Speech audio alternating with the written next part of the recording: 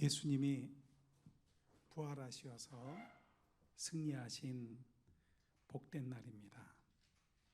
우리 시간엔 이 자리에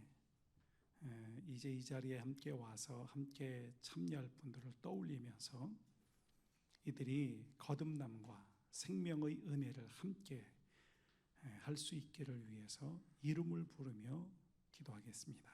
그분이 우리 사랑하는 가족, 친구, 이웃이라면 정말 안타까운 일입니다. 믿음은 바라는 것들의 실상입니다. 믿음으로 그들이 이 자리에 함께 예배드리기를 소망할 때 주님께서 길을 여시고 환경과 상황을 변화시킬 것입니다. 함께 그 이름을 부르며 기도하는 시간 갖겠습니다. 기도합니다. 좋으신 우리 하나님, 은혜 가운데 인도하여 주시어서 우리 하나님 앞에 영광을 돌릴 수 있게 하나님 아버지 도와주시고, 하나님 거룩하고 복된 이 시간 주님 앞에 우리의 마음과 심령을 드리며 한 영혼들을 위해서 기도할 수 있도록 은혜 베풀어 주심을 감사드립니다. 도우시며 함께 하시어서 한 분 한 분들이 또 우리 사랑하는 우리 한상준 형제를 하나님 기억하여 주시고, 하나님 앞길을 여시며 인도하사 하나님 앞에 나와서 함께 예배드릴 수 있는 그 복을 누릴 수 있도록 은혜 베풀어 주시옵소서. 주님이 도우시고 함께 하시며 우리의 기도를 들으시는 줄로 믿습니다. 감사하며 예수님 이름으로 기도리옵나이다. 아멘.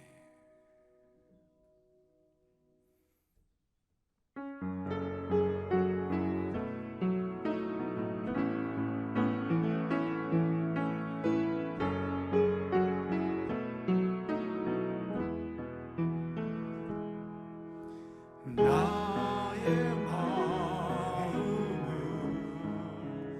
정금과 같이 정결케 하소서. 나의 마음은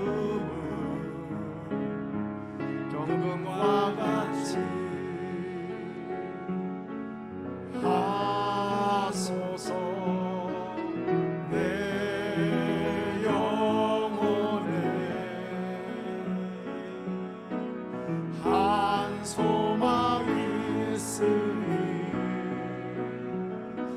주님과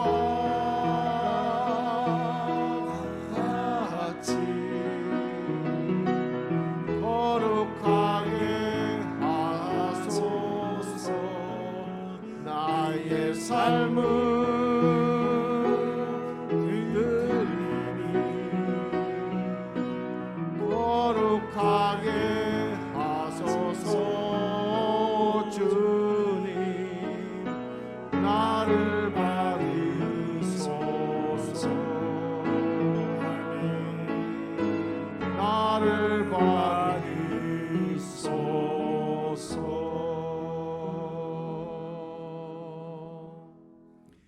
너의 몸을 하나님이 기뻐하시는 거룩한 산제사로 드리라. 이는 너희가 드릴 영적 예배니라. 이 시간 우리가 비움과 채움의 기도를 함께 드리겠습니다. 이 시간 하나님이 받으실 흠없고 순전한 예배로 나아가기 위해 비움과 채움의 시간을 가지겠습니다. 모두 허리를 세우시고 바르게 앉으셔서 조용히 눈을 감겠습니다. 태초에 하나님께서 흙으로 사람을 지으시고 생기를 그 코에 불어넣어 생명이 되게 하셨습니다. 예비하는 지금도 하나님 아버지께서는 당신의 자녀들이 생기를 통해 생명으로 가득 채워주시기를 원하십니다. 만일 우리 내면 속사람이 더럽고 죄악된 마음으로 오염되어 있다면 아무리 기도와 찬양의 말씀을 들을지라도 하나님께서 주시기를 원하시는 생명, 진리, 사랑의 순전한 예배로 나아갈 수가 없는 것입니다. 이 시간 성령의 인도를 따라 내 마음속 더러운 것을 완전히 비우고 선하고 정결한 마음으로 채워지기를 바랍니다. 우리 안에 우리 함께 거룩한 예배를 위한 비움과 채움, 영혼의 깊은 호흡 기도를 하겠습니다. 화면을 보시면 우리 내면을 지배하며 괴롭히던 비울 것은 어떤 것이고 채워져야 할 거룩한 것은 무엇인지를 보여주는 성품들이 있습니다. 이를 마음으로 정해봅시다. 그리고 이제 내쉬는 숨결로 더럽고 죄악된 마음을 완전히 비우시고 들이쉬는 숨결에 거룩하고 정결함으로 마음을 가득 채우시기를 위해서 회개의 심령으로 기도하는 시간 같습니다. 바른 자세로 2분 동안 조용히 침묵하며 기도합니다. 함께 같이 기도하겠습니다.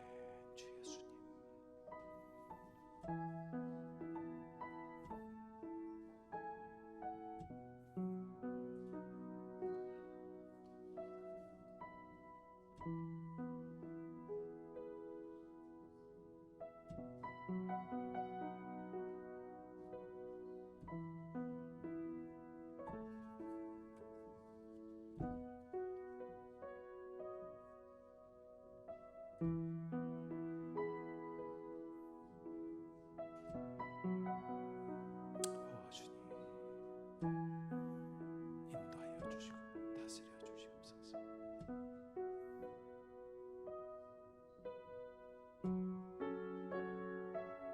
아멘. 주님이 함께 하시고 도우시옵소서. 주님이 용서해 주시옵소서. 주님의 것으로 채워지는 거룩한 시간 되도록 인도하여 주시옵소서. 예수님 이름으로 간절히 기도합니다. 아멘. 만일 우리가 우리 죄를 자백하면 그는 미쁘시고 의로우사 우리 죄를 사하시며 우리를 모든 불의에서 깨끗하게 하실 것이요, 이 말씀을 따라 진심으로 고백한 우리 모든 이들에게 죄가 용서받았음을 성부와 성자와 성령의 이름으로 선언하노라. 아멘. 우리 함께 일어나셔서 함께 같이 봉독합니다. 주님, 우리 죄악된 마음을 비우게 하시고 거룩한 마음으로 채워주시니 감사합니다. 이제부터 성령님을 통해 새롭게 채워주신 마음으로 살겠습니다. 아멘. 1절 2절하고 간주하고 3절 하겠습니다.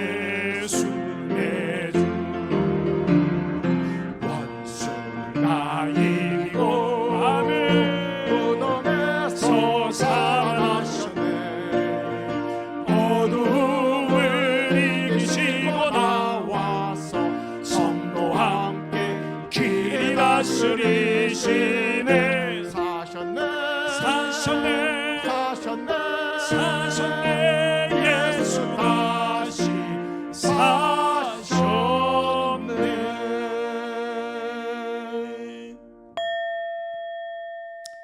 하나님은 영이시니 예배하는 자가 영과 진리로 예배할지니라.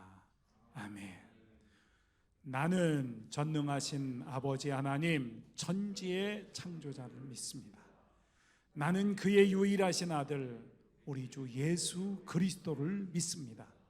그는 성령으로 잉태되어 동정녀 마리아에게서 나시고 본디오 빌라도에게 고난을 받아 십자가에 못 박혀 죽으시고 장사된 지 사흘 만에 죽은 자 가운데서 다시 살아나셨으며 하늘에 오르시어 전능하신 아버지 하나님 우편에 앉아 계시다가 거기로부터 살아있는 자와 죽은 자를 심판하러 오십니다.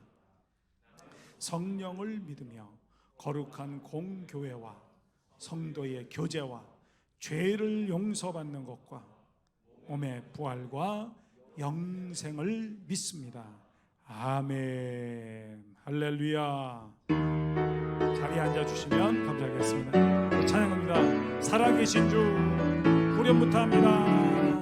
살아계신 주 나의 참된 소망 걱정 근심 전혀 없네.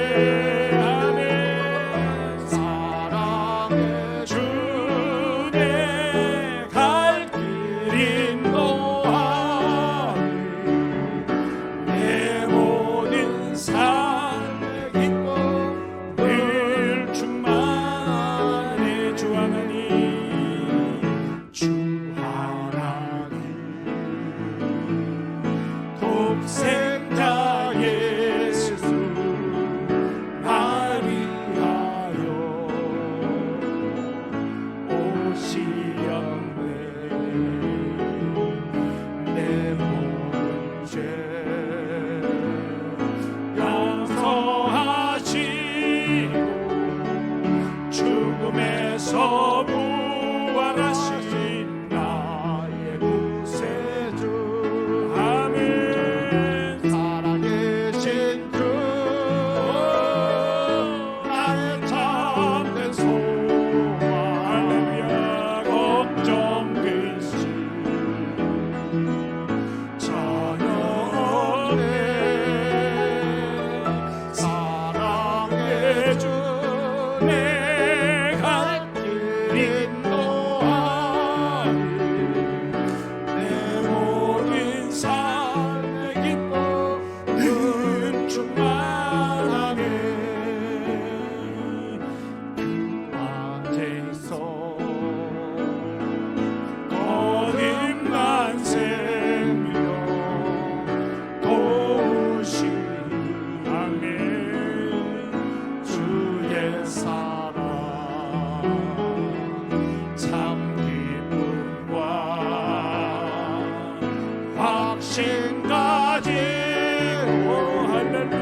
예수님의 도우심을 믿으며 살리. 아멘. 살아계신 주 할렐루야. 나의 참된 소망 걱정 근심 전혀 없네. 사랑의 주 내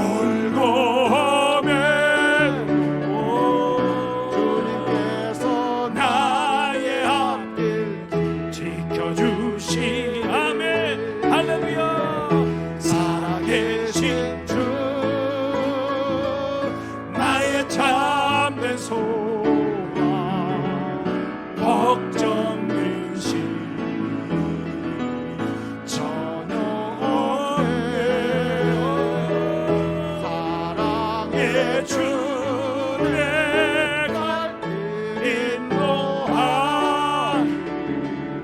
내 모든 삶의 기쁨 늘 충만하네.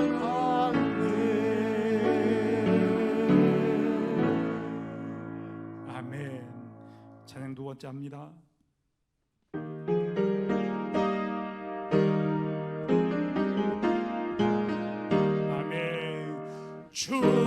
주님께 영광 다시 사신 주 사망 권세 모두 이기시었네. 흰 옷 입은 천사 돌을 옮겼고 누르셨던 곳은 비어 있었네. 아멘. 주님께 영광 다시 사신 주 할렐루야. 사망 권세 모두 이기시었네. 아멘. 부활의 주님 나타나시사 할렐루야. 두려움과 의심 물리치셨네. 주의 교회 기쁨 찬송하노라. 다시 사신 주님 죽음 이겼네. 아멘. 주님께 영광 다시 사신 주 사망 권세 모두 이기시오. 아멘. 생명의 힘 영광의 주님. 아멘. 주님 없는 삶은 헛될 뿐이라. 주의 사랑으로 세상 이기고 요단 건너 번양하게 하소서. 아멘. 주님께 영광 다시 사신 주 사망 권세 모두 우리 후렴 한 번 더 하겠습니다. 주님께 영광 주님께 영광 다시 사신 주 사망 권세 모두 이기시었네.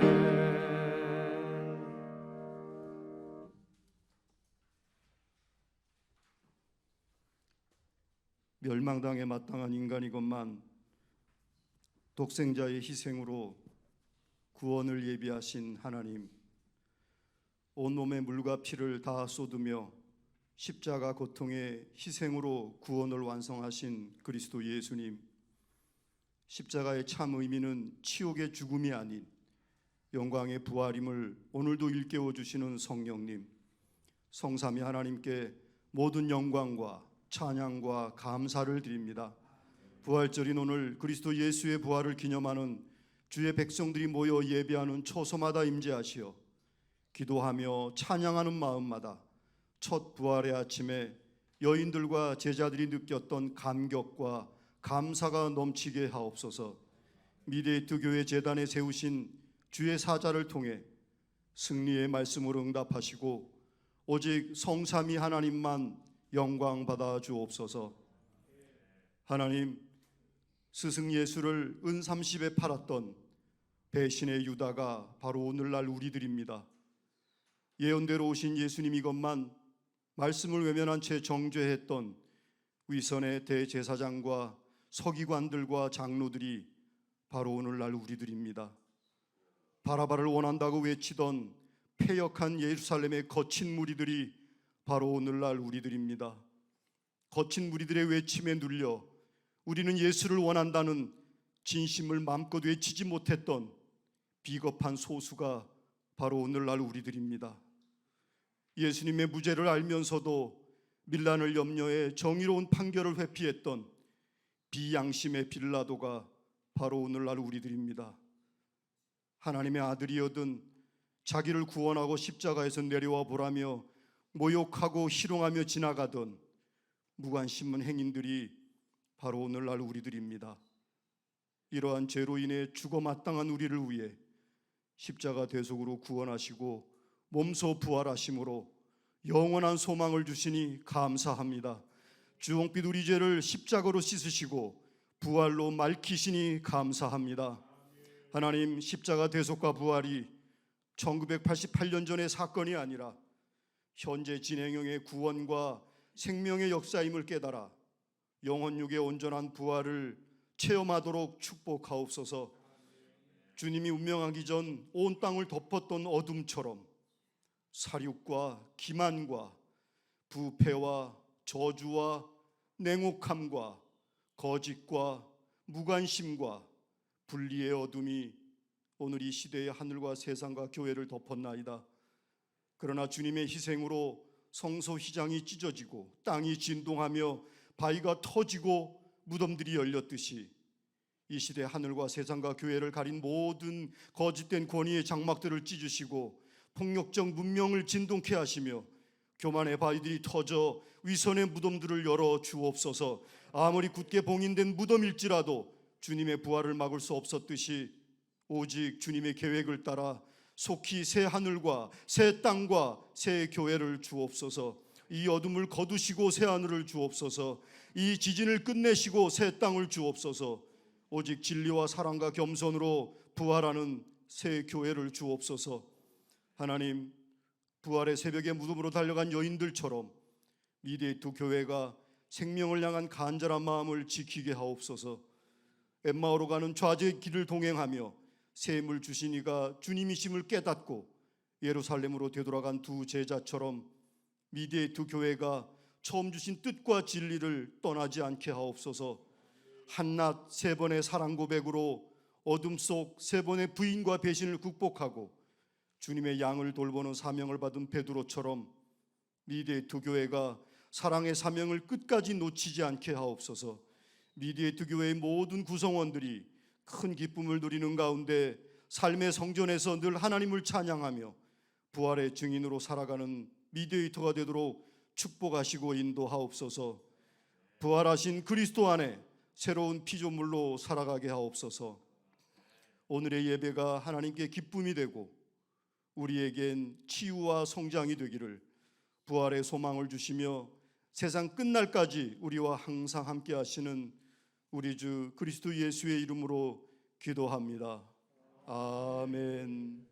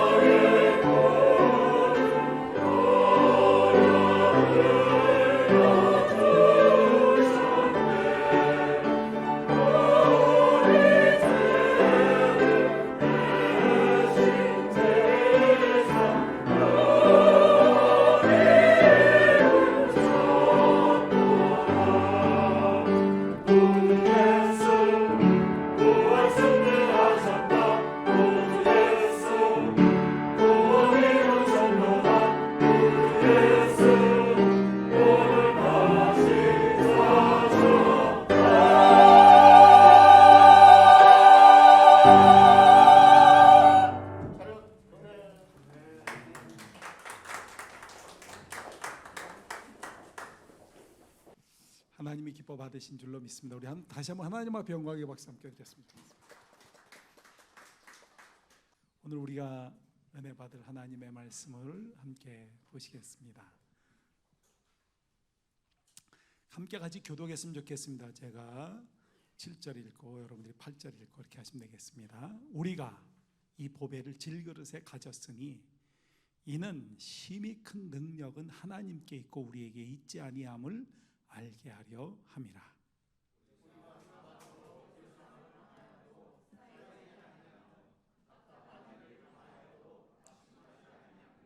박해를 받아도 버림받지 아니하며 거꾸로 뜨림을 당하여도 망하지 아니하고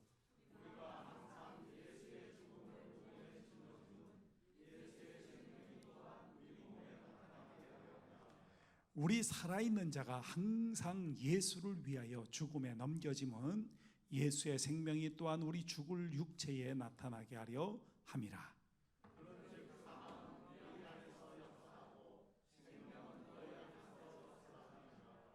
기록된 바 내가 믿었으므로 말하였다 한 것과 같이 우리가 같은 믿음의 마음을 가지고 마음을 가졌으니 우리도 믿었으므로 또한 말하노라.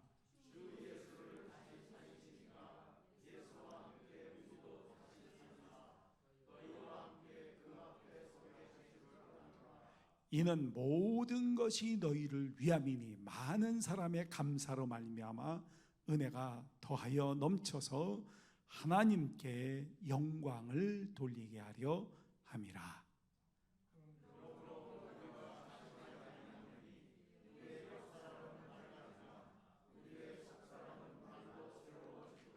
우리가 잠시 받는 환난에 경한 것이 지극히 크고 영원한 영광이 중한 것을 우리에게 이루게 함이니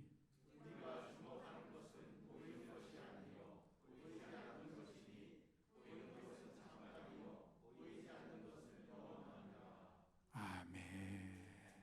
이 시간 예수의 생명과 미디에이터의 사명 귀한 말씀 증거해 주시겠습니다. 부활절입니다. 그리스도 정교회에서 부활절 인사는 우리가 보통 부활을 축하합니다 하는 것과 좀 다른데요. 예수는 참으로 부활하셨다 이렇게 얘기합니다. 그래서 사회자가 예수는 참으로 부활하셨습니다 하면 여러분도 예수는 참으로 부활하셨습니다 하고 서로 이렇게 인사하는데 한번 우리 부활절 인사 나눠볼까요? 예수는 참으로 부활하셨습니다.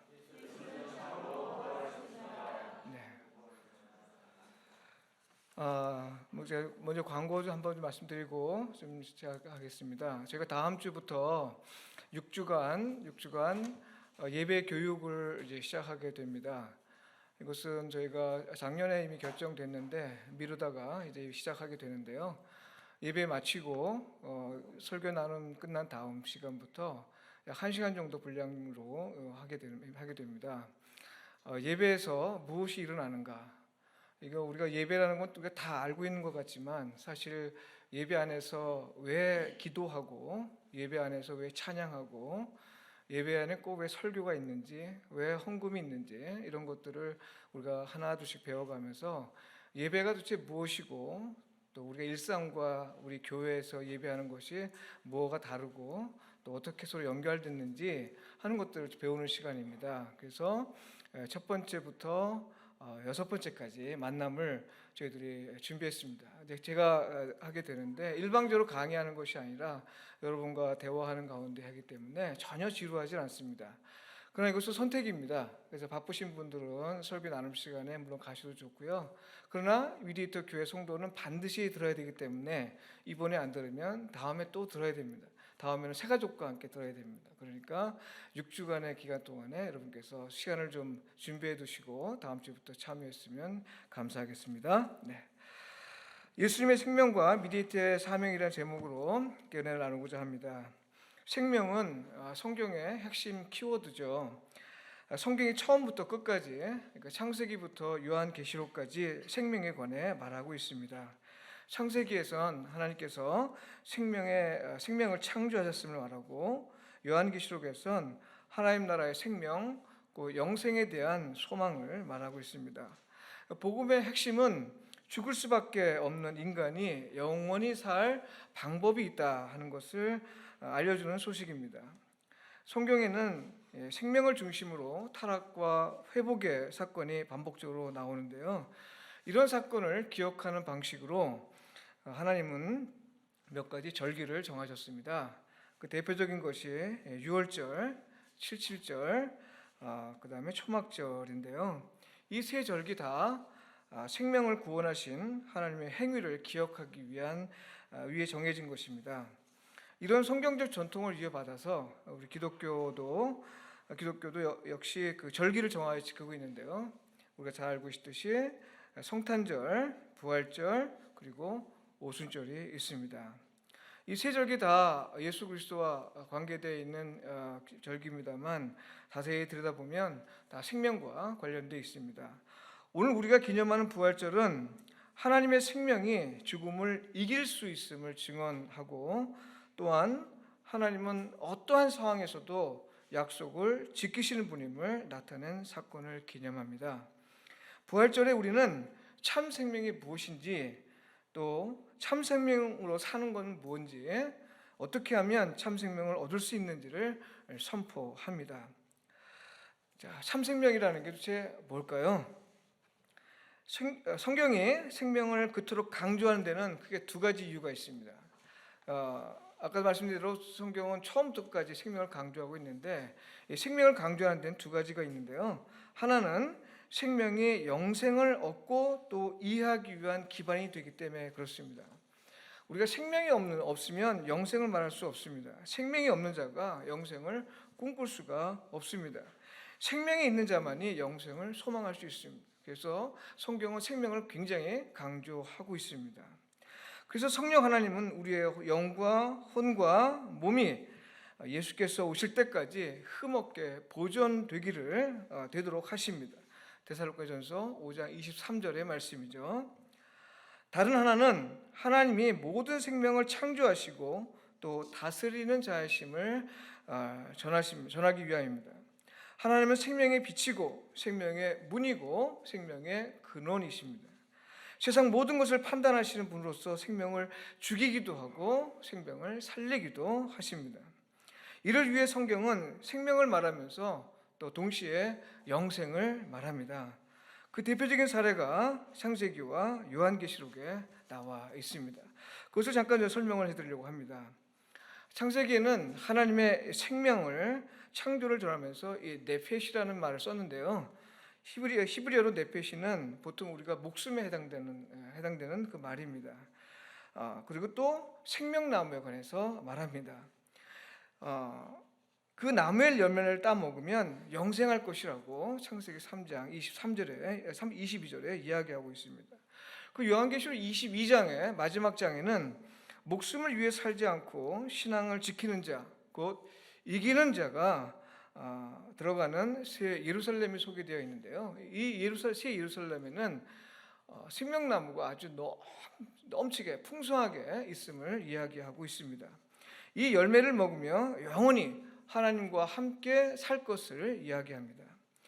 그리고 또 성경에는 생명과 영생에 대한 성경적 표현이 다릅니다.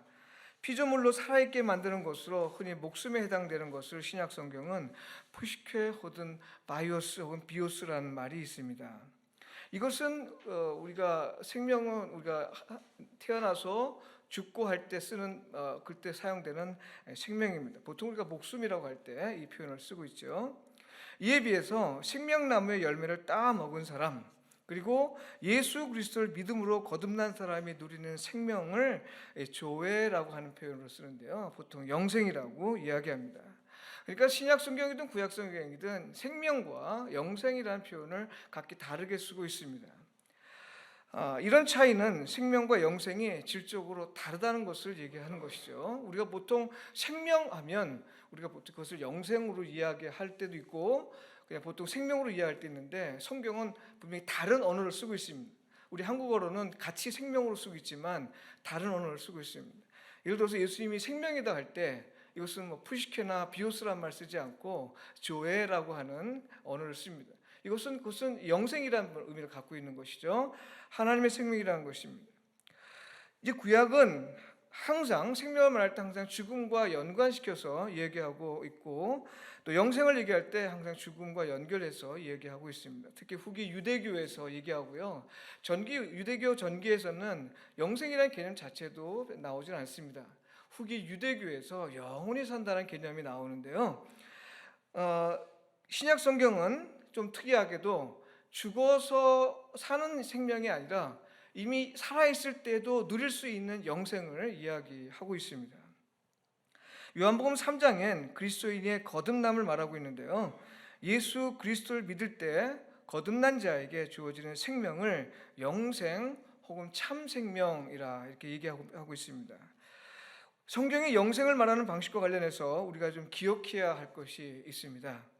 살아있어도 영생이 없는 사람이 있고, 살아있으면서 영생이 있는 사람이 있다는 것입니다. 그러니까 똑같이 우리가 살아있다 하더라도 누구에게는 영생이 있고 누구에게는 영생이 없다고 하는 것이 특히 신약 성경에서의 관점입니다. 무엇이 이 둘의 차이를 만들까 하는 것이 오늘 우리가 잘 알아야 되는 것이고요. 그리스도인이면 반드시 알아야 우리가 생명에서 영생의 축복을 누릴 수 있는, 또 죽어서도 영생을 누릴 수 있는 은혜를 받게 되는 것이죠.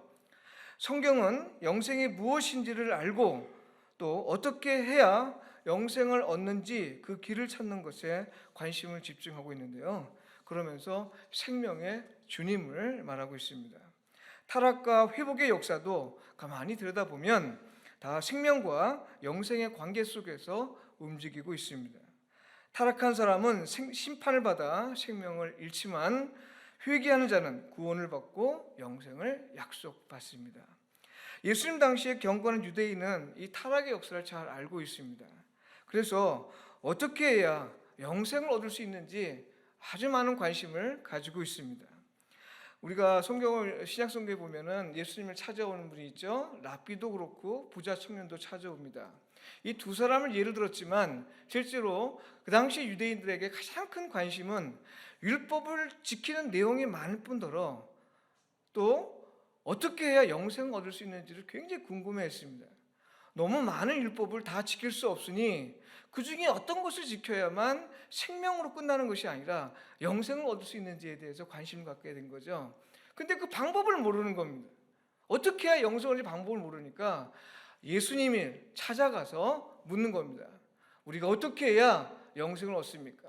부자 청년과 랍비 모두 그렇게 물어봤죠. 그러나 그는 대답을 해 주었음에도 불구하고 그 대답의 의미를 발견하지 못하고 돌아가죠. 이들의 질문에 대해서 예수님이 대답하신 내용을 제가 한번 쭉 정리해 봤습니다. 이렇게 좀 정리해 볼 수 있습니다. 죽음의 권세 아래에 있는 생명에서 벗어나 영생을 얻는 길은 하나님이 보내신 아들을 믿는 것이고, 그 아들은 예수 자신이며, 따라서 예수를 그리스도로 하나님의 아들로 믿는 자는 성령으로 거듭나 영생을 선물로 받을 것이다 라는 것입니다. 부자 청년이 영생을 물어봤지만 그가 근심하며 돌아가고 영생을 누리지 못했던 것은 바로 예수님에게서 말씀하신 그 말씀을 따르지 못한 것이죠. 많은 재물을 갖고 있으면 마치 낙타가 바늘구멍 같이 들어갔는데 그걸 어떻게 설명했냐면 네 모든 재산을 다 팔아 가난한 자에게 나눠주라. 이거 어떻게 가능하겠습니까? 근심하며 돌아갔는데 예수님은 그 말씀을 실천하는 것 자체에 영생의 포인트를 두지 않은 것입니다. 무엇에 가치를 두고 있느냐 하는 것이죠. 우리가 이 땅에 살아가면서 예수 그리스도를 참으로 영접하느냐, 이것이 중요한 것인데 부자 청년은 그 예수님 앞에서 영생을 물었다는 자체가 문제인 것이고 예수님의 말씀, 그 말씀에 매여서 그가 근심하며 돌아간 것이 문제인 것이죠. 영생은 바로 예수 그리스도이고 예수 그리스도에게 영생이 있습니다. 그래서 요한복음 6장 68절에서 베드로는 이렇게 고백합니다. 주여, 영생의 말씀이 주께 있사오니 우리가 누구에게로 가오리까? 영생을 주시는 분은 하나님이십니다. 아들을 보내시고 그 아들을 믿고 따르는 자를 구원하시는 하나님이십니다. 사람이 자기의 노력으로 획득하는 것이 아닙니다. 예수를 믿는 자는 성령을 통해 중생하고 예수와 연합함으로 영원히 하나님과 함께 영원히 지속하는 삶을 살게 됩니다. 하나님의 나라에서의 삶을 살게 되는 것이죠. 이런 의미에서 영생은 구원과 같습니다. 요한복음에는 영생을 이미 얻었다라는 표현이 있습니다. 이는 예수님의 생명이 우리 안에 있다는 것입니다. 여러분, 우리가 예수 그리스도와 연합하는 것에 대해서 조금 설명이 좀 필요한데요. 우리가 예수를 믿으면 그리스도가 내 안에, 내가 그리스도 안에 있다라고 이야기합니다. 이것은 연합하는 것의 아주 대표적인 표현 방식인데요. 우리가 이미 영생을 얻었다 하면 무슨 말인가 하니 예수의 생명이 우리 안에 있다는 것입니다. 이 일이 어떻게 가능하냐? 바로 성령께서 우리를 중생하심, 다시 태어나게 하심으로 하나님의 생명을 얻게 해주시는 거죠. 그것은 선물이고 하나님이 주신 것이고 그 생명이 우리 안에 있기 때문에 예수 그리스도를 믿는 자는 이미 지금 이 생명을 사는 과정 속에서도 영생을 살고 있는 것입니다. 성경의 표현은 바로 그런 의미입니다. 그러므로 우리가 재물보다, 명예보다, 권력보다 더욱 귀하게 여겨야 할 것이 있는데요. 그것은 바로 영생이신 예수의 생명입니다. 요한계시록 2장 7절에 보면 생명나무의 열매를 주신 분이 바로 예수님이라고 이야기하고 있습니다. 그리고 요한계시록 22장에서는 보좌에 앉은 어린 양이 새 예루살렘의 생명나무로 가득하다고 했는데요. 누구든 마음껏 따먹을 수 있을 정도로 충분하다는 말입니다. 생명나무의 열매를 따먹으면 영생할 수 있다는 건 유대인으로서는 쉽게 받아들일 수 없는 일이었습니다. 왜냐하면 그들은 율법을 온전히 지켜야만 영생을 얻는다고 믿었기 때문에 그렇습니다. 예수를 믿는 것으로 영생을 얻는다? 이거 받아들일 수가 없었던 것이죠. 그야말로 그런 일이 있다고 하면 그것은 정말 기적 같은 일입니다. 그러나 실제로 그렇다는 것을 예수님이 계시하러 오신 것입니다. 이거 그냥 유대인들이 그 오랜 세월 동안 꿈꾸고 바라던 그 영생, 근데 그들은 그들이 온전히 율법을 지켜야만 얻을 수 있고 그들이 누릴 수 있는 것으로 믿었습니다. 불가능한 일이었습니다. 누가 그 율법을 다 지킬 수 있겠습니까? 불가능한 일임을 하나님께서 불쌍히 여기시고 예수 그리스도를 보내주셔서 이제 그 영생이 이미 이 땅에서 누릴 수 있음을 보여줬음에도 불구하고 유대인들은 그것을 거절한 것입니다. 예수 그리스도 십자가에 못 박은 것입니다. 바로 하나님으로부터 오는 은혜를 거절한 것이죠.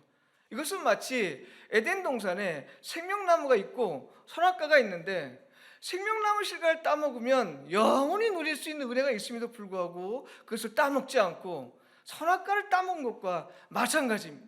예수를 앞에 두고 자기의 공로, 자기의 노력, 자기의 열심을 더 강조하다 보니 예수님을 만나질 못합니다.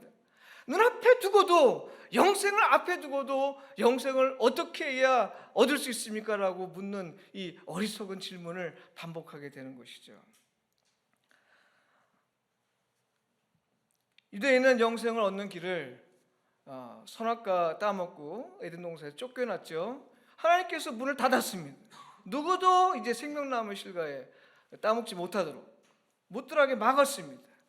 근데 유대인들은 이것을 어떻게 생각했냐면 이 길을 발견하는 거예요. 이 길을 다시 열어들어 이 문을 다시 들어갈 수 있는 방법은 철저히 율법을 지키는 것이다. 실패한 거죠. 실패의 역사가 바로 십자가 사건입니다. 이 실패를 하나님께서 그들에게 극복시켜 주시기 위해서 예수 그리스도를 보냈음에도 불구하고 그는 가장 극단적으로 자신의 노력을 밀어붙이고 또 실패를 더 거듭하는 그 십자가 사건을 일으킨 것이죠. 얼마나 안타깝습니까? 이 은혜를 알게 해주신 분이 바로 예수 그리스도였지만 그들은 그분을 인정하지 않았습니다. 그러니 그들은 생명나무이신 예수 그리스도가 전하는 하나님 나라에 관한 소식을 들어도 좋아하지 않았습니다. 바울을 포함한 많은 지자들이 복음을 전해도 그들은 좋아할 수 없었습니다. 왜냐하면 그것은 그들이 그동안 살아왔던 모든 노력을 헛수고로 만든 것이죠. 숲으로 돌아가게 만드는 것입니다. 그들이 그동안 추구했고 자기의 정체성을 삼았던 그 율법이라는 가치를 송두리째 무너뜨린 일이기 때문에 그들은 좋아하지 않았습니다. 그러니 바울과 다른 지자들이 복음을 전할 때마다 그들은 박해할 수밖에 없었던 것이죠. 오늘 설교 본문의 말씀은 바로 그런 내용을 담고 있습니다.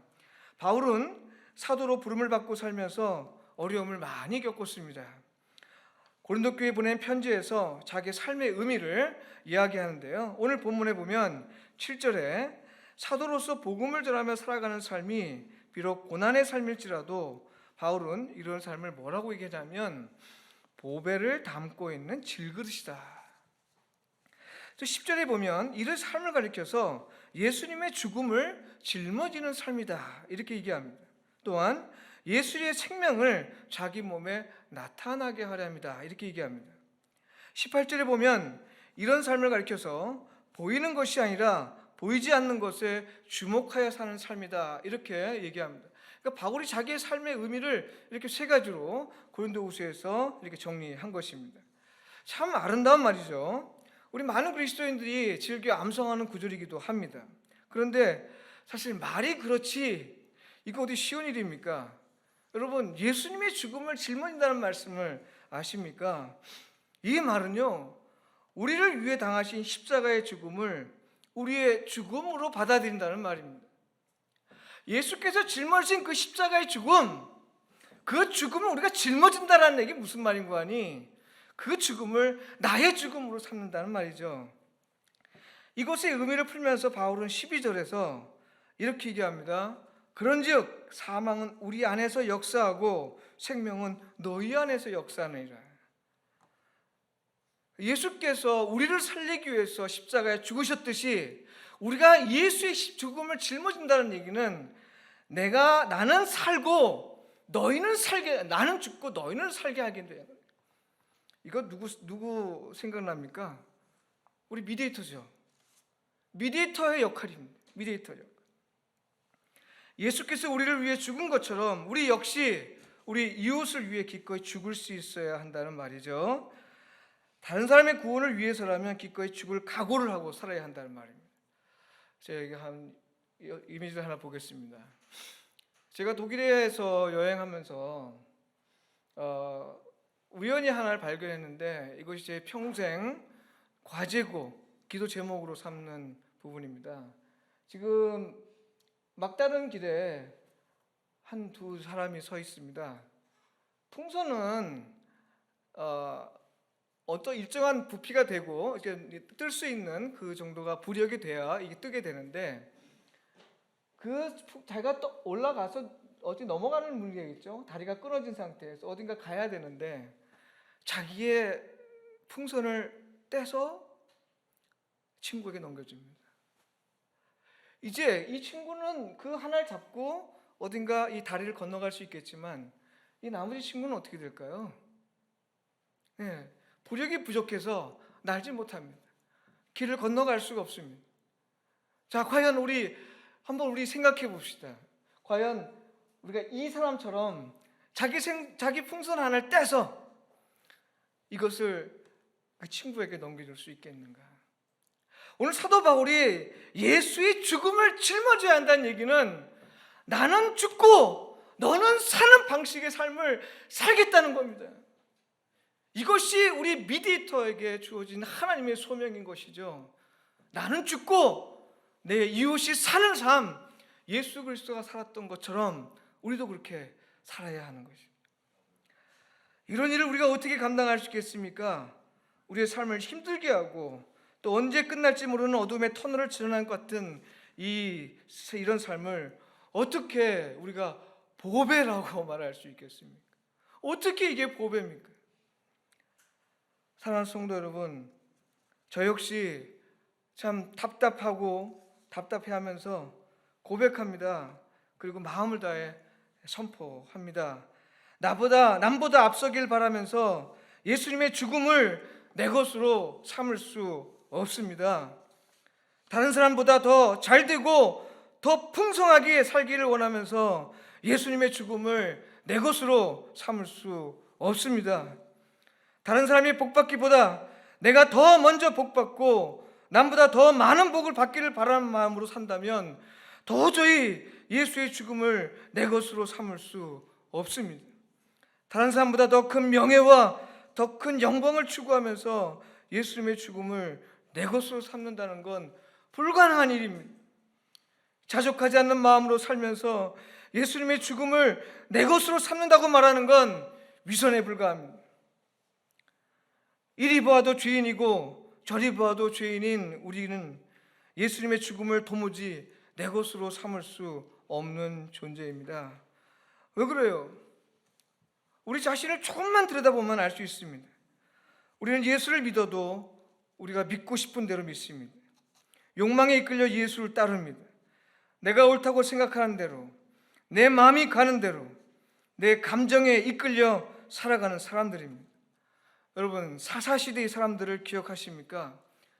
출애굽을 하고 하나님께서 구원해 주시고 그들에게 약속의 땅을 주셨습니다. 그들이 안정된 삶을 살면서 그들에게 두 가지 삶의 패턴이 나타납니다. 하나는 사사들이 살 때는 하나님께서 무엇을 하셨는지를 기억하고 살았습니다. 말씀에 따라 살았습니다. 사사가 사라지고 하나님의 무엇을 하셨는지 기억하지 못할 때는 그들이 자기 멋대로 삽니다. 성경에는 자기 소견에 옳은 대로 살았다고 했습니다. 이 두 가지 패턴이 계속 반복해서 나타나는 것이 사사기의 시대의 사람들입니다. 오늘 우리의 시대의 사람들과 무엇이 다른가요?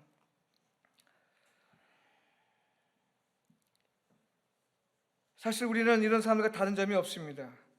우리는 우리가 보기에 좋은 대로 사는 사람이죠. 부정할 수 없는 사실입니다. 이런 사람으로서 우리가 어떻게 예수님의 죽음을 짊어질 수 있을까요?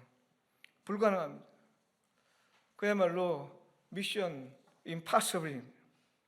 바울도 이것을 잘 알고 있었습니다. 인간적인 눈으로 보면 그야말로 절망적인 상태죠. 더는 하나님의 말씀대로 산다는 것이 불가능한 그런 상태입니다. 그런데 말입니다, 모두가 불가능하다고 말하는 그 자리에서 바울은 놀랍게도 예수님의 부활을 고백합니다. 14절에 주 예수를 다시 살리신 이가 예수와 함께 우리도 다시 살리사 너희와 함께 그 앞에서 서게 하실 줄을 아노라. 바울 사도는 예수님의 부활을 믿기에 부활을 소망할 수 있었습니다. 부활 소망 때문에 14절에 부활 소망 때문에 기꺼이 용기를 내어 예수님의 죽음을 짊어질 수 있었다고 말합니다. 다른 사람의 생명을 위해 기꺼이 죽을 수도 있다고 말합니다. 고린도서 15장 31절에서 바울은 심지어 날마다 죽노라 라고 고백합니다. 이것이 어떻게 가능했겠습니까? 부활을 믿고 부활의 약속을 신뢰했기 때문입니다. 여러분, 그렇다면 우리가 부활을 믿고 부활의 약속을 신뢰하며 소망 갖고 사는 사람은 어떨까요? 오늘 본문에서 바울은 크게 두 가지를 말하고 있습니다. 하나는 8절과 9절에 나오고요, 다른 하나는 16절에 나타납니다. 8절 9절 보면 우리는 여러 가지로 환난을 당해도 공경에 빠지지 않으며 난처한 일을 당해도 절망에 빠지지 않으며 박해를 당해도 버림을 받지 않으며 거꾸로 튀임을 당해도 망하지 않습니다. 이게 바울의 믿음을 갖고 부활의 믿음을 갖고 부활의 소망을 갖고 사는 삶의 모습입니다. 놀라운 일입니다. 그런데 만일 이걸 뒤집어서 말이죠, 예수님의 부활을 믿지 못하고 부활 소망이 없다면 우리가 어떻게 생각해 볼 수 있을까요? 우리는 여러 가지로 환난을 당할 때마다 공경에 빠집니다. 난처한 일을 당할 때마다 절망에 빠집니다. 박해를 당할 때마다 버림받은 느낌을 받으며 거꾸로 튀임을 당하면 죽을 것을 두려워합니다. 16절은 또 어떤가요? 부활을 믿고 부활 소망을 사는 사람들을 바울은 이렇게 얘기합니다. 그러므로 우리는 낙심하지 않습니다. 우리의 겉사람은 낡아가나 우리의 속사람은 나날이 놀라갑니다. 와, 놀랍습니다. 이런 사람 되면 좋겠습니다. 감사하고 기쁜 일입니다. 그러나 만일 우리에게 부활의 믿음이 없고 부활의 약속에 대한 소망이 없다면 이렇게 될 겁니다. 그렇게 우리는 낙심합니다. 우리의 겉사람은 날로 화려해질 수 있으나 우리의 속사람은 점점 더 낡아집니다. 우리가 예수님의 부활을 믿지 못하고 또 그를 믿는 우리 역시 부활할 것이라는 하나님의 약속을 신뢰하지 못하면서 예수님의 생명을 살아낸다는 건 불가능합니다. 예수님의 죽음을 짊어지지 못하는 건 더더욱 가능한 일이죠. 예수님의 죽음을 짊어질 수가 없는 일입니다. 사랑하는 성도 여러분, 참 생명이신 예수님의 생명을 은혜로 여기며 사는 삶은 참으로 어려운 길입니다. 왜 그래요? 예수님의 죽음을 짊어지는 삶이기 때문입니다. 이것을 살리기 위해 죽을 수도 있는 삶이기 때문입니다. 빌립보서 1장 29절의 말씀이 말하고 있듯이 하나님이 우리에게 은혜를 주신 것은 예수를 믿을 뿐만 아니라 예수를 위해 고난도 받게 하려 합니다 라고 얘기하고 있습니다. 그러나 모두가 불가능하다고 생각하는 때 예수님의 부활을 믿고 우리 역시 부활할 것이라는 하나님의 약속을 신뢰하며 산다면 성령 안에서 영성의 은혜를 누릴 수 있습니다. 우리가 부족하긴 해도 예수님의 부활을 믿고 또 우리에게 주신 영생의 약속을 신뢰한다면 예수 그리스도의 죽음을 내 것으로 삼을 수 있습니다. 그러므로 부활절에 우리가 기대하고 확신해야 할 것은 죽음을 이길 수 있는 능력이 있는 예수님의 생명입니다. 예수의 생명, 그것만이 오늘 우리의 최고의 가치가 되어야 될 것이고, 오늘 우리 미디에이터 교회가 하나님의 약속으로 받고 그것을 추구하며 사는 것이 바로 생명입니다. 예수의 생명입니다. 예수의 생명만이 참 생명입니다. 예수 안에 있을 때만 풍성한 생명을 누릴 수 있습니다. 예수의 생명만이 죽음을 이길 수 있는 능력이 있습니다. 그래서 우리는 그의 몸을 먹고 그의 피를 마시는 것입니다. 사랑하는 성도 여러분, 우리는 부름을 받고 이곳에 모였습니다. 다른 사람의 복을 위해 살고 다른 사람의 풍성한 생명을 누리도록 우린 기꺼이 복과 생명을 중개하는 자로, 미디에이터로 부름을 받았습니다. 이 일을 위해 우리에게 필요한 자세가 있습니다. 사망은 우리 안에서 역사하도록 하고 생명은 구원이 필요한 사람 안에서 역사하도록 하는 것입니다. 예수님의 죽음을 짊어지고 예수님의 생명을 나타내는 일이 우리 자신으로서는 불가능하게 보일 수 있죠. 그러나 그건 단지 그렇게 보일 뿐입니다. 예수님의 부활을 믿고 우리 역시 부활할 걸 소망한다면 달라집니다.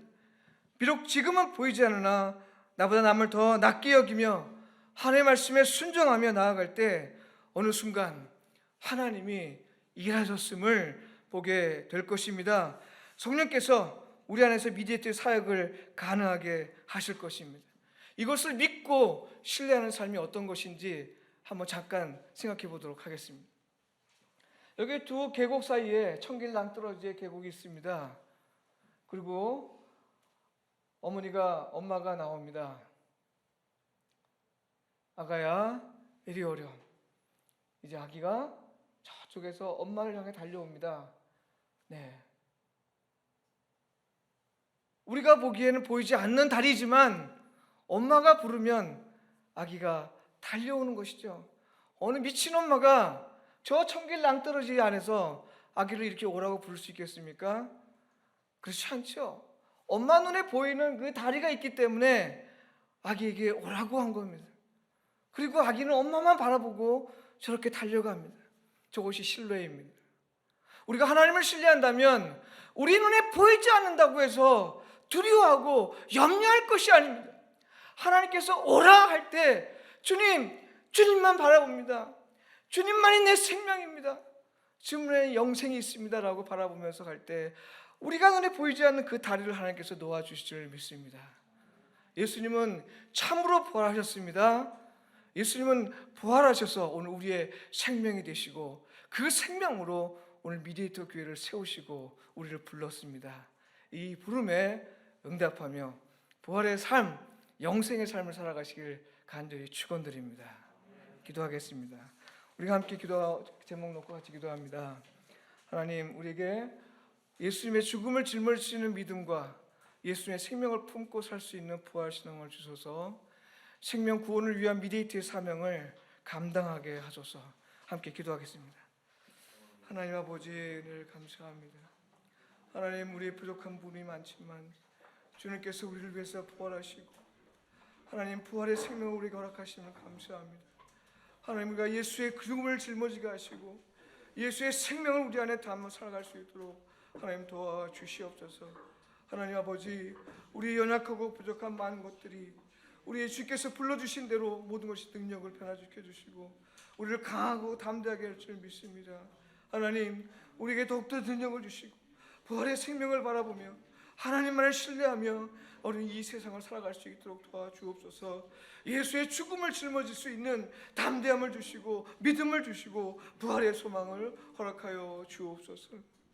하나님 아버지, 이 시간 부족한 저희들을 불러주시고 우리에게 부활의 약속을 허락해 주심을 감사드립니다. 세상이 어렵고 힘들고 많은 어려움 환난이 있다 하더라도 하나님, 우리의 눈을 떠서 부활의 주님을 바라보게 하옵소서.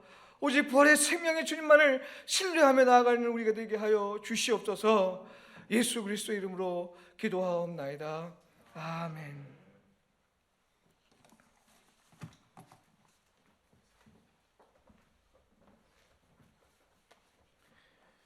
할렐루야. 이 귀한 시간은 하나님이 우리에게 우리 교회가 함께 같이 중보하며 기도하는 시간을 갖기를 원합니다. 이 중에는 제가 보니까 몸이 아프신 분도 있고 많은 기도의 제목을 가지고 계신 분도 있습니다. 목사님 말씀하셨던 것처럼 이 부활의 생명이 우리 한 분 한 분들의 삶 속에 들어가서 치료하고 죽은 것을 살려내며 옛날 이후에 이루어질 일이 아니라 지금 믿는 모든 분들의 삶 속에 그것은 참 소망이 되는 줄로 믿습니다. 그래서 이 시간 함께 같이 그런 분들을 위해서 같이 기도했으면 좋겠습니다. 또 이 나라와 이 민족도 이 부활의 소망을 품고 하나님 나라를 이룰 수 있는 교회가 되어야 될 줄로 믿습니다. 그리고 또 우리 함께 같이 기도할 때 하나님, 정말 어려움을 당하고 있는 많은 나라들이 있습니다. 그 중에 특별히 미얀마가 있습니다. 미얀마를 위해서도 함께 같이 기도해 주시면 좋겠습니다. 또한 우리 위담병원을 위해서도 기도하면서 부활의 생명을 가지고 하나님, 지금보다 더 놀라운 주님의 사역을 감당할 수 있는 그런 병원이 되도록 축복해 주시옵소서. 먼저 여러분들을 위해서 같이 기도했으면 좋겠습니다. 우리 공동체를 위해서 기도하고 교회를 위해서 기도하고 나라와 민족을 위해서도 기도하는 중보의 기도 시간을 함께 갖겠습니다. 기도하겠습니다.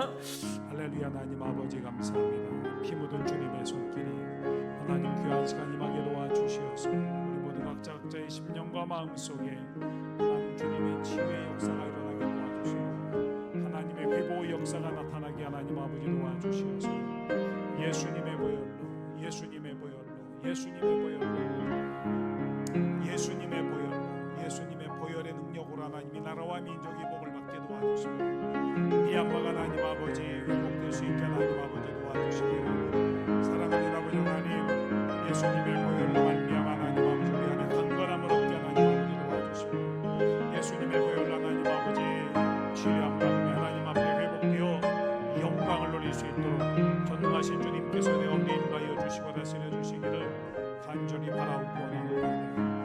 예수님 보혈로, 예수님의 보혈의 피로, 예수님의 보혈의 피로, 예수님의 보혈의 피로 하나님 아버지 정결케 하사 우리 하나님 앞에 영광과 찬송을 누릴 수 있도록 은혜의 은혜를 더하여 주시기를 간절히 바라옵고 원하옵나이다. 주님이 치료하시고 주님이 회복시키고 주님이 새롭게 하사 하나님 그 영광을 나타내시옵소서.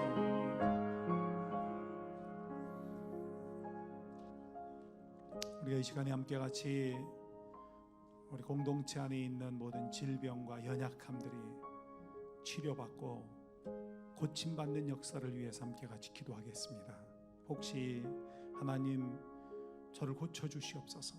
제 안에 있는 영적인 질병, 육체의 질병, 그리고 우리의 연약함을 주님 고치시고 치료해 주시옵소서. 한번 예수님의 손을 얹은과 같이 여러분들이 한번 직접 아픈 부위에 손을 얹고 얹으면 제가 여러분들을 위해서 기도해 드리겠습니다. 또 또 마음에 또는 소원을 품고 있는 분은 가슴 위에 손을 얹으시면 기도하겠습니다. 하나님, 부활하신 주님께서 친히 우리 모든 한 분 한 분들의 영혼과 심령을 만나 주시어서 예수의 생명이, 예수님의 부활이 오늘 우리의 삶 속에 믿음으로 역사되어서 상한 것을 치료하고 죽은 것을 살리며 모든 질병과 연약한 것을 고치시는 능력을 우리 가운데 있는 줄로 믿습니다.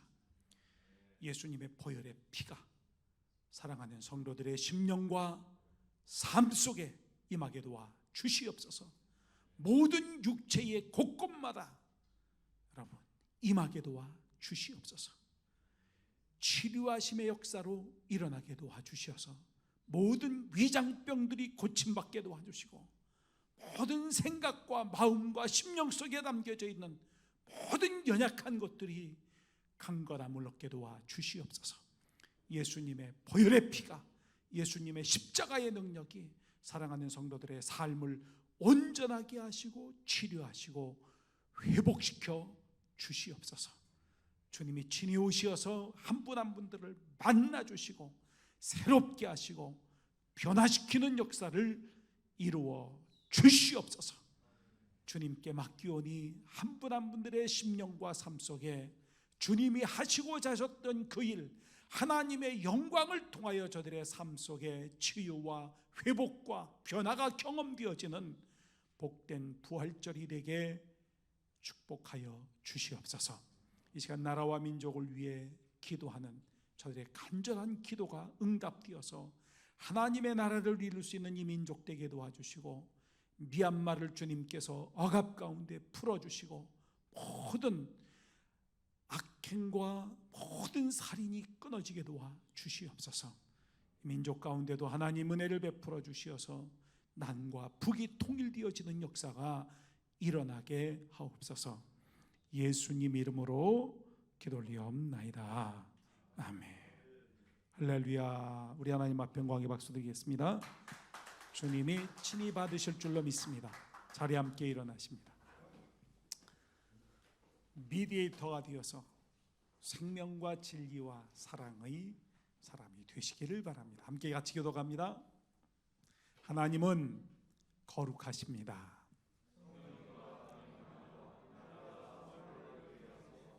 하나님은 온전한 생명을 주십니다.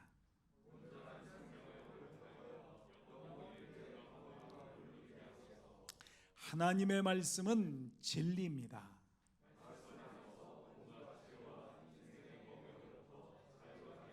아멘. 하나님은 사랑이십니다.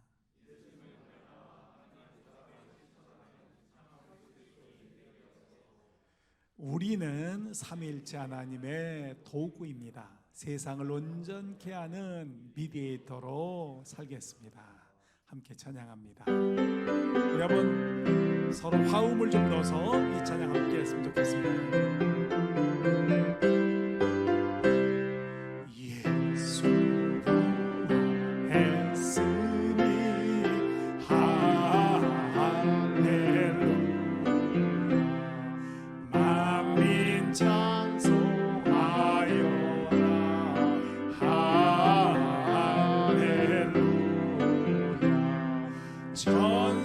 천사들이 즐거워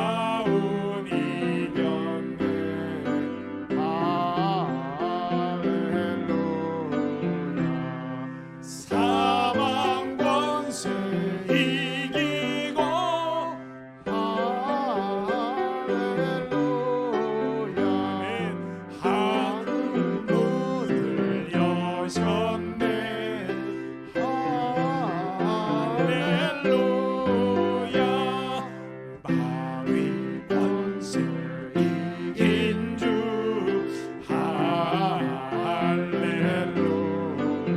아멘. 왕의 왕이 되셨네. 할렐루야. 높은 이름 세상에 할렐루야. 널리 반포하여라.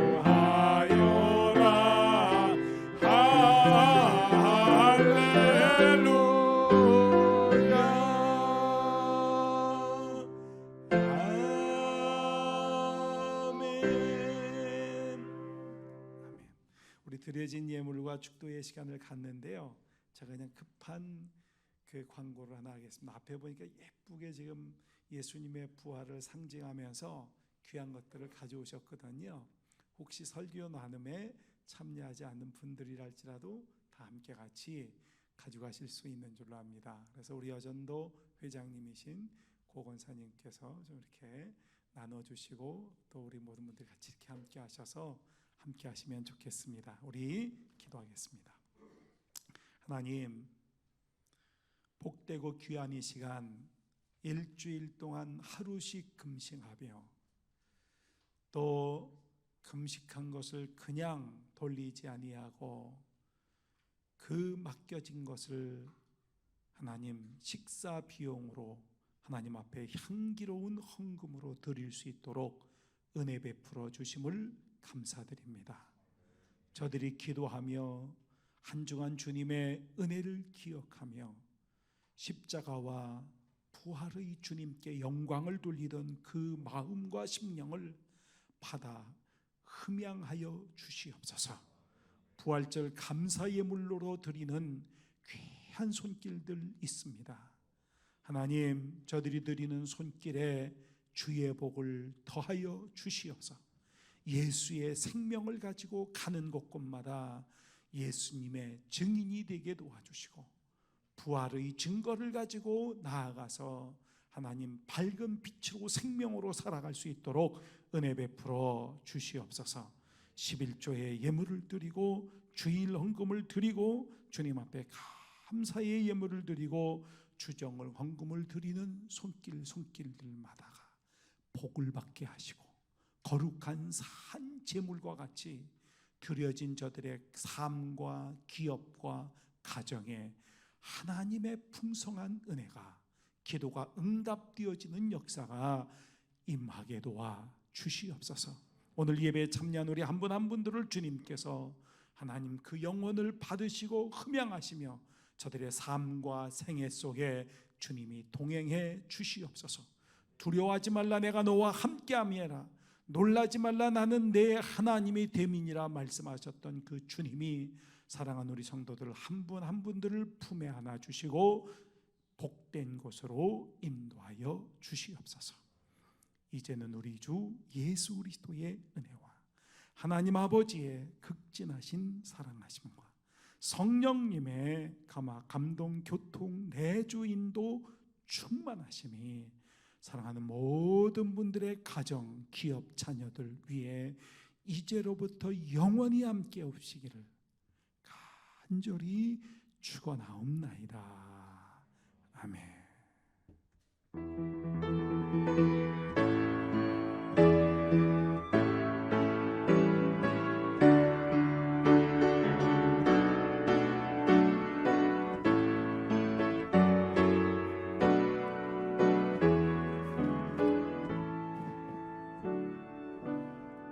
네, 자리에 앉아 주시기 바랍니다. 광고 말씀 올리겠습니다. 부활주일 미대도 교회 참석하신 여러분들 환영합니다. 우리 입원실에 성도가 오셨는데요. 조형연 성도님 오셨네요. 예, 잠깐 일어나 주시고요. 예, 우리 조형연 성도를 위해서 우리 박수 한번 보내주시고요. 네, 감사합니다. 고난 주간 3월 29일부터 4월 2일까지 우리 성경 읽기와 묵상하는 가운데 전교인 온라인 성찬 예전과 금요 촛불 기도회가 줌으로 주님의 은혜로 잘 마쳤습니다. 동참해 주신 성도분들께 감사드립니다.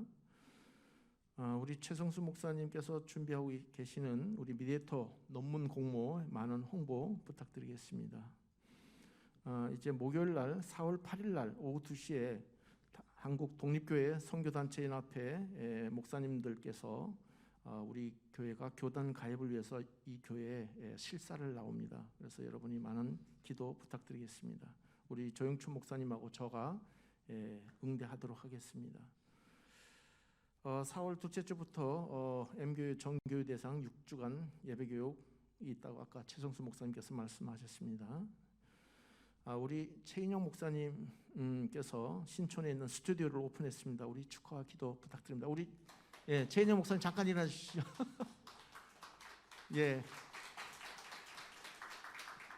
우리 장로님하고 또 목사님들 가셔서 축하 예배를 해주셨습니다.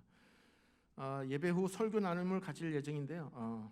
가지 마시고 간단하게 우리 오늘 설교를 해주신 최성수 목사님의 그 설교를 가지고 우리가 삶에서 어떻게 적용할 것인가에 대해서 간단하게 나누는 시간 갖도록 하겠습니다.